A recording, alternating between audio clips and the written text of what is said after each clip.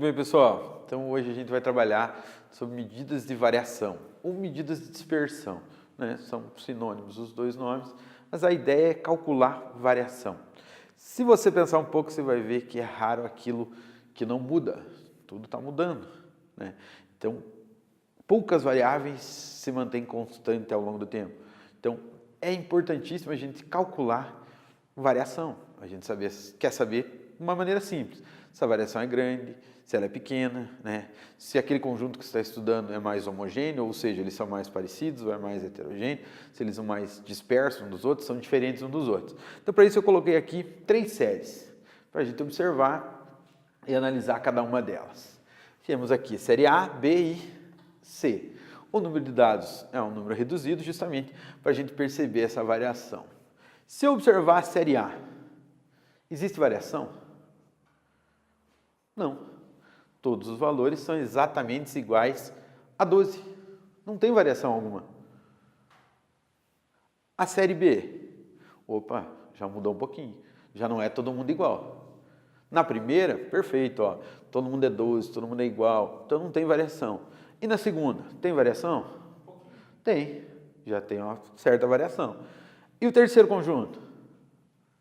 Bem mais. Bem mais. E era essa a ideia, da gente visualmente observar que eu não tenho variação, eu tenho uma variação que pode ser pequena e eu tenho uma variação que pode ser grande. Aí agora pense, como é que eu vou medir variação? Como é que eu faço para medir variação? A variação, ela tem que estar relacionada com alguma coisa. Está mudando, mas está mudando em relação ao quê? Como é que você sabe que subiu o leite? Como é que você sabe que subiu a cerveja, ou o trigo, ou o feijão, ou qualquer outro? Se você vai no mercado, você vai comparar, não vai? Você vai chegar lá e falar assim, putz, isso aqui custava R$ 2,80, agora está custando R$ 3,20. Opa, subiu, mudou. Ou pode ser ao contrário, que seria bom também. Aquele produto que está custando lá R$ 2,80, agora está custando R$ 2,50. Ó, diminuiu. Está mudando, está variando. E pode ser tanto para mais quanto para menos. Mas pense, se você não tiver uma referência, você não consegue saber se mudou ou não mudou. Para saber que mudou, eu preciso comparar com alguma coisa. Então, dentro das medidas que a gente vai trabalhar de variação, a gente tem medidas mais simples, medidas mais complexas. A mais utilizada, sem dúvida nenhuma, é uma que chama variância, né? E em decorrência dessa variância, a gente vai ter uma que chama desvio padrão. Mas essa medida, ela precisa ser calculada com base em alguma coisa. Ah, está mudando, está variando? Tá, mas em relação ao quê? Como é que eu vou comparar para saber se é grande, se é pequeno? Não tem como eu não ter alguma coisa para comparar. O que seria a minha comparação? Nas medidas de tendência central, a gente aprendeu lá moda, média, mediana, né? E verificou que a mais confiável delas é a média. Por que a média é a mais confiável? Porque ela utiliza todos os valores da série. Ela não deixa ninguém de fora. Então, a gente vai usar a nossa média para fazer esse cálculo. Aqui eu vou utilizar o símbolo da média populacional. Então, eu estou considerando que tanto a série A, quanto a B, quanto a C, né, são populações. Eu vou calcular a média do conjunto A, vou calcular a média do B e vou calcular a média do conjunto C. Do conjunto A, a gente não precisa, obviamente, nem fazer cálculo, porque todos os valores são iguais, consequentemente, a média também é igual. Então, a média do conjunto A é igual a 12. Agora, vamos analisar a média do conjunto B. Se você somar todos os dados, né, e se eu não errei nenhum cálculo, ela vai dar exatamente também igual a 12. E você vai observar que a média do conjunto C, somando tudo também, fazendo a divisão, também vai dar 12. Agora analise aquilo que a gente tinha comentado sobre estatística, sobre como as pessoas usam a estatística. Imagine que você tivesse que tomar uma decisão entre o conjunto A, B e C e não conhecesse os conjuntos, conhecesse única e exclusivamente a média de cada um deles. A média do conjunto A é 12, do conjunto B, 12 também, e do C é 12 também. Se a tua decisão é baseada somente na média, é indiferente você escolher qualquer um dos conjuntos. né? Se você não conhece o conjunto. Agora, observando aqui, a gente sabe que aqui a média é 12, mas não tem variação. Ou seja, todo mundo é igual a 12. Aqui, a gente já discutiu que a variação, ela existe, né? E ela não é tão grande assim. Então, eu tenho uma média 12 com uma variação não tão alta. Já no conjunto C, a variação é maior. Então, a média é 12 e a variação é grande, é maior.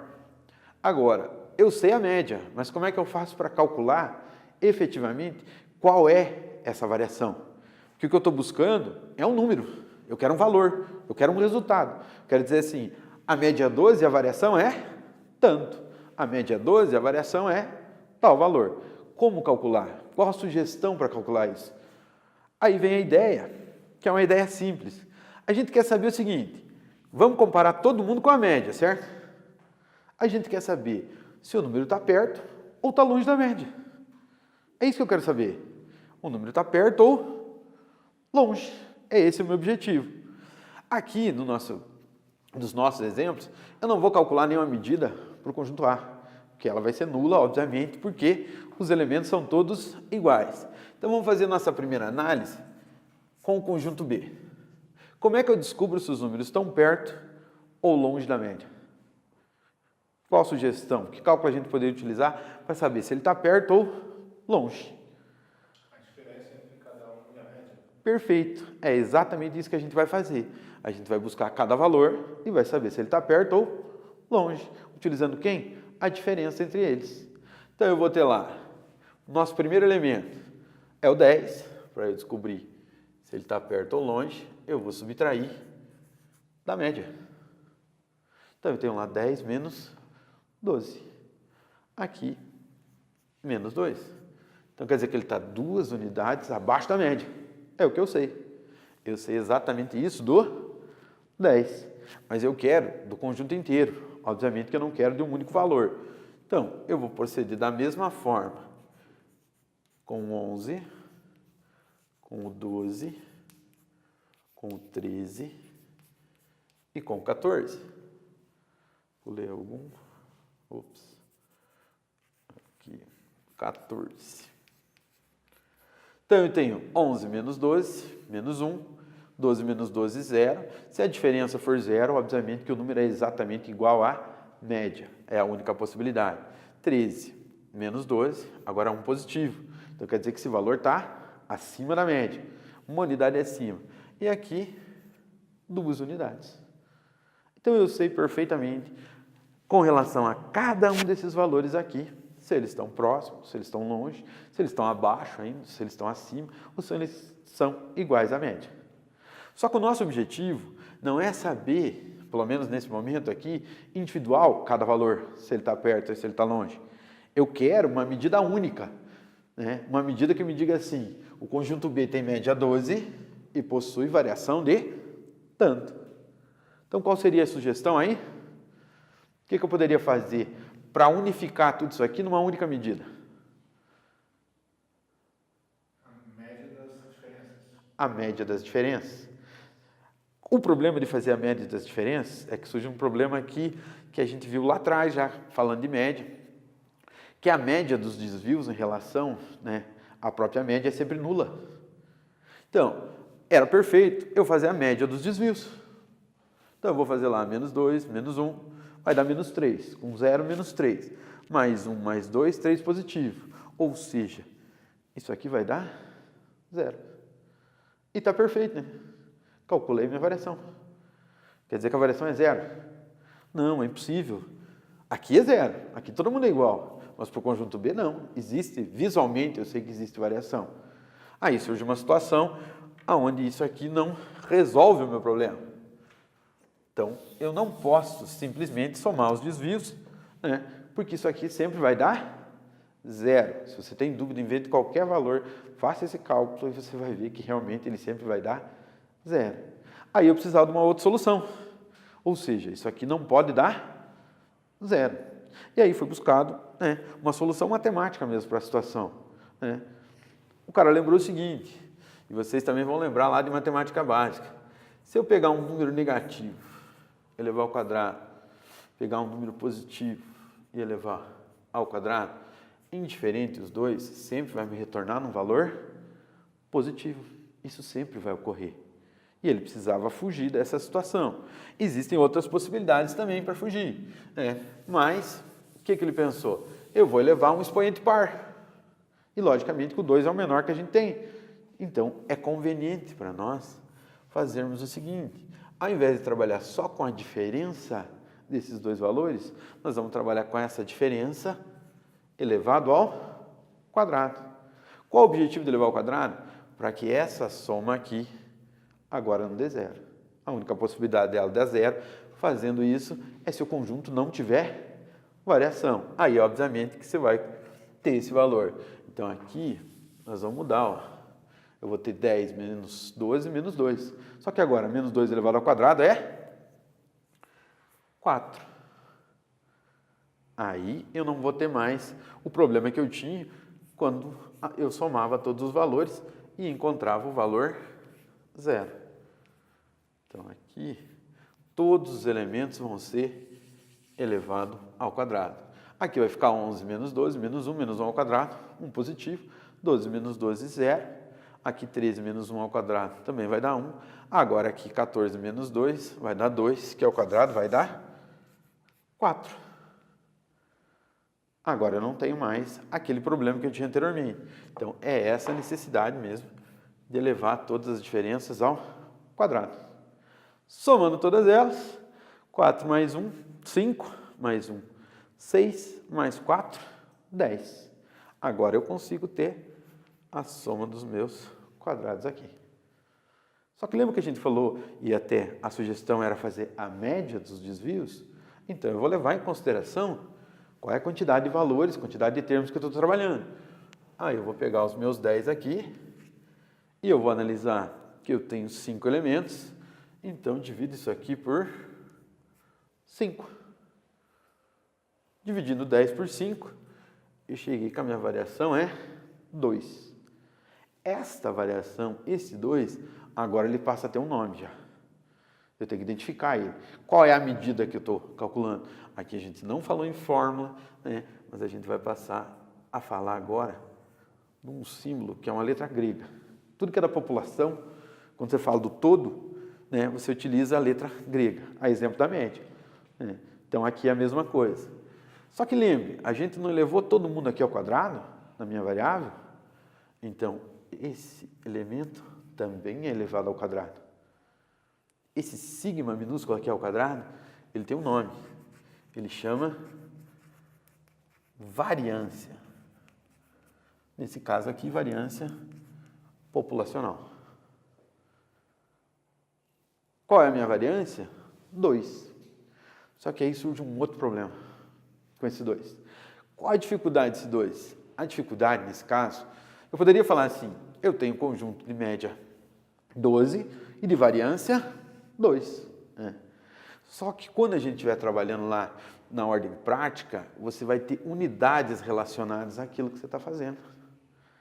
Então, por exemplo, vou imaginar que aqui fosse metros. Perfeito. A minha variação é 2 metros ao quadrado. E isso faz sentido. 2 metros ao quadrado. Eu consigo mensurar isso. Né? Eu consigo interpretar isso. Mas vou imaginar que fosse um número de pessoas que faltou num determinado setor da empresa ao longo de 5 dias. Aí a minha resposta seria 2 pessoas ao quadrado. E aí eu passo a ter um problema. Porque como é que eu interpreto essas 2 pessoas ao quadrado? Pessoa ao quadrado, aí cada um faz o que quer e define como quiser. Mas pessoas ao quadrado, não dá. Eu não consigo interpretar isso.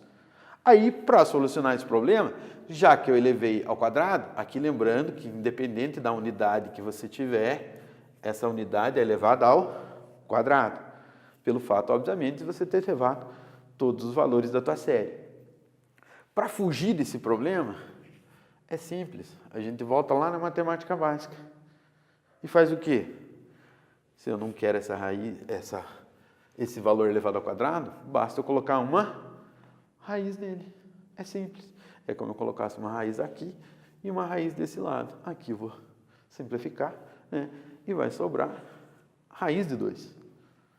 Aí, lógico, se for conveniente para você usar como raiz de 2, tudo bem, mas normalmente você vai extrair a raiz, que é aproximadamente 1,41, né? E a grande vantagem é que aqui está na mesma unidade. Se é à vontade. Uma dúvida. Por que ao invés de se elevar ao quadrado para ter um desenho média, não se usa módulo? É uma outra opção que você pode ter e dá o nome a uma outra medida. A medida mais famosa, e até por uma questão algébrica, nos testes futuros, todo mundo prefere a variância e o desvio padrão.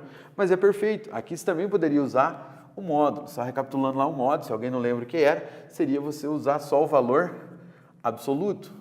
Então aqui 10 menos 2 eu teria 2 em módulo, que é só o valor. É como se estivesse trabalhando com a distância desse número mesmo.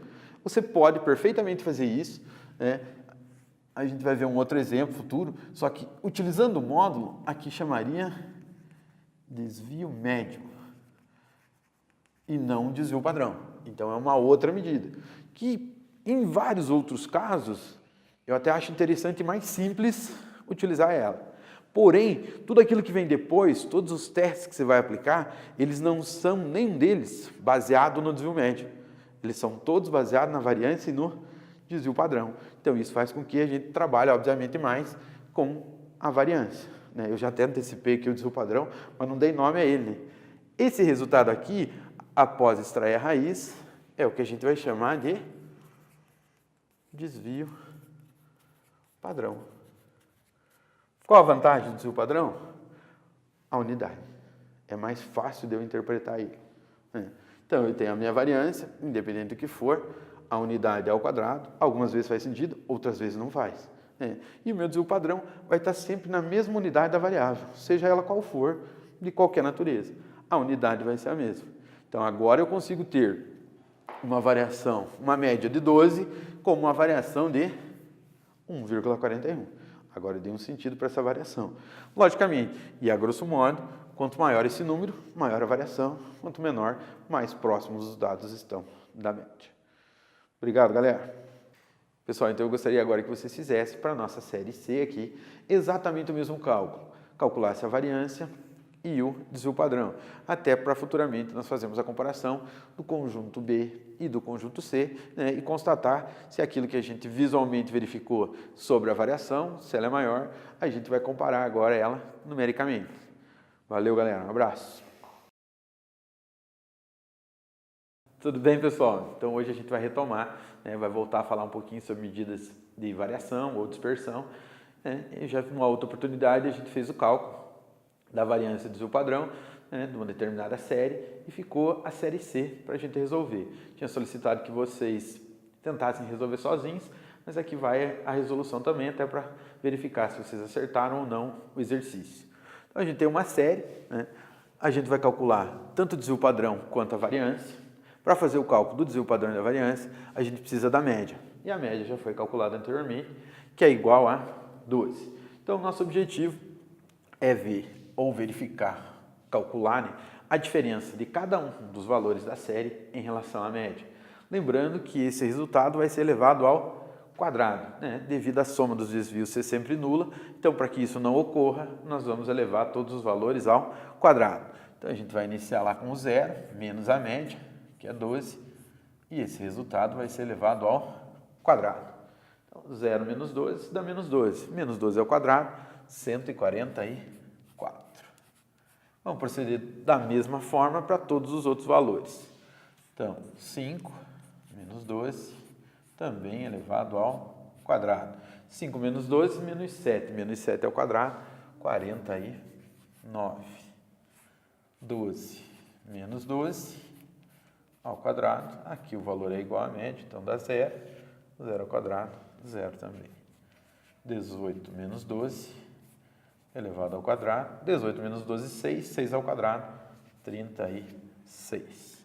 E o nosso último valor, 25 menos 12, também elevado ao quadrado. 25 menos 12 é 13, e 13 ao quadrado é 169.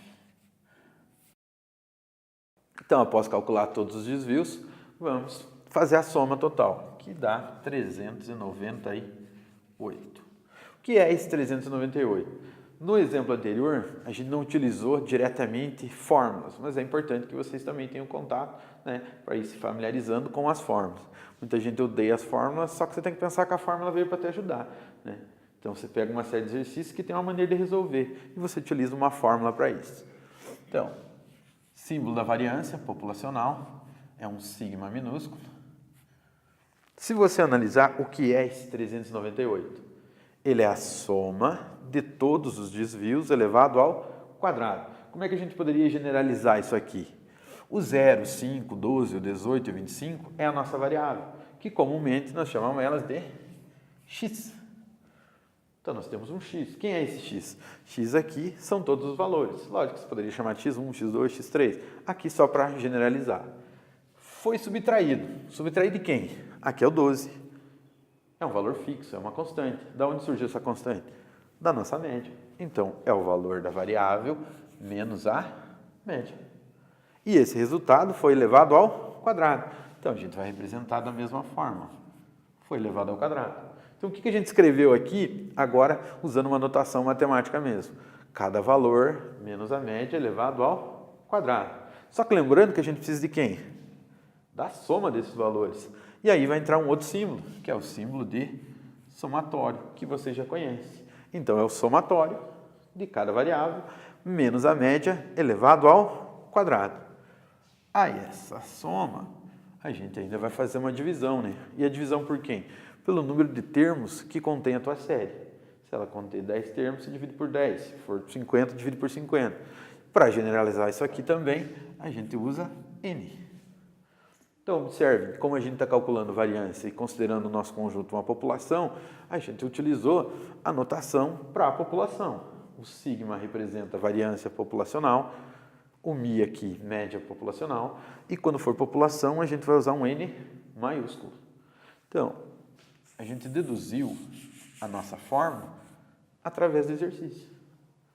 Fala, nossa, mas olhando para essa forma parece complexo. Não tem nada de complexo. Você já fez o cálculo. Quem é toda a parte de cima aqui da fórmula? É a soma de cada variável menos a média ao quadrado. Numericamente, 398. Quem é N? N é o número de termos. No nosso exemplo, a gente tem 5 valores. Então, é o 398 dividido por 5. Tranquilo? Fazendo a divisão, 79,6. Então, a nossa variância é 79,6. Aí, como a gente já discutiu, a variância fica mais complexo você interpretar ela, pelo fato de todas as unidades serem elevadas a todos os valores ao quadrado, consequentemente a unidade também. Então, para ficar na mesma unidade, nós temos o nosso desvio padrão. Quem é o desvio padrão? É extrair a raiz da variância. Então, a raiz de quem? É a raiz do nosso 79,6. Aí você vai lá na tua calculadora, vai extrair a raiz, vai dar aproximadamente 8,9. Tem mais casas decimais, aqui eu vou deixar só 8,9. Tranquilo, pessoal? Só para complementar aqui, da mesma forma que a gente escreveu uma fórmula para a variância populacional, você pode fazer exatamente a mesma coisa para o desvio padrão. Então, só para fixar as duas aqui, perceba o seguinte, ó. Você não tirou a raiz do número aqui para virar o desvio padrão? Então, é exatamente isso aqui dentro de uma raiz. Essa será a nossa fórmula para o desvio padrão populacional. Perceba lá que é exatamente a fórmula da variância, só que com a raiz quadrada. Então, aqui eu tenho variância populacional, aqui eu tenho meu desvio padrão populacional. Tranquilo, pessoal? No nosso próximo exemplo, a gente vai falar sobre variância e desvio padrão ainda. Só que vai considerar uma amostra agora e vai ver o que difere do cálculo da população e da amostra. Então, continuando ainda falando sobre medidas de variação, né, a gente vai fazer o cálculo da variância, do desvio padrão e da Patrícia aqui entrando, ajudando aqui. Valeu aí! Tudo bem, pessoal? Então, a gente vai continuar calculando variância de seu padrão. Só que agora a gente vai fazer o cálculo considerando a nossa base de dados uma amostra. Então a gente vai ver que diferença existe entre esse cálculo. Então, eu considerei aqui um conjunto formado também por 5 elementos, o 10, o 20, o 30, o 40 e o 50, mas agora eu estou considerando sendo uma amostra. Se a gente lembrar lá do nosso cálculo que a gente fez para calcular quando consideramos uma população, a gente precisava da nossa referência. E isso não muda, continua exatamente a mesma coisa. Então eu preciso saber a média desses valores. Lembrando lá que para o cálculo da média, eu somo todos os valores e divido pela quantidade. Então, ó, agora eu usei um X e uma barrinha em cima. Qual a diferença? Para efeito de cálculo, nenhum. O cálculo da amostra e da população para a média é exatamente o mesmo. O que muda é a notação.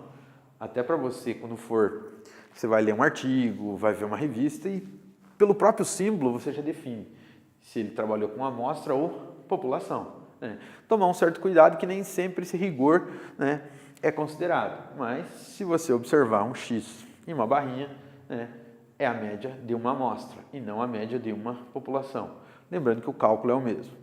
Então aqui, somando todos os valores e dividindo, eu vou ter 10 mais 20, 30, mais 30, 60, com 40, 100, mais 50, 150. Como eu tenho 5 valores, 150 dividido por 5, que vai resultar numa média igual a 30. O procedimento até aqui é exatamente o mesmo que a gente utilizou para fazer o cálculo quando era considerado uma população. E não vai mudar não, vai ser a variável menos a média, só que agora eu estou usando a outra notação, também elevado ao quadrado. Basicamente, o que mudou? A notação, até aqui, até agora.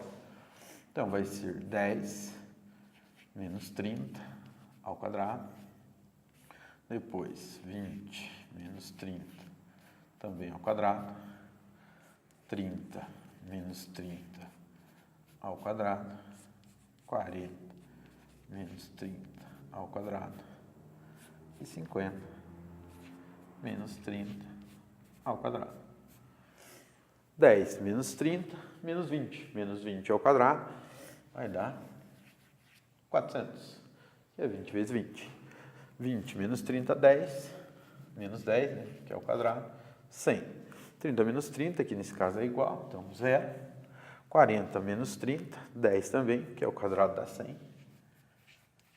E 50 menos 30, 20, ao quadrado, 400. Alguma diferença para o cálculo da amostra até aqui, além da notação? Nenhuma, exatamente a mesma. Vou precisar da soma também. Então, 400 mais 100, 500, né? Mais 100 mais 400, 500 também, 500 mais 500, 1000. Note que até aqui foi exatamente a mesma situação. Nós precisamos desse somatório e dividir por quanto? Pela quantidade total de termos. Aqui vem a diferença.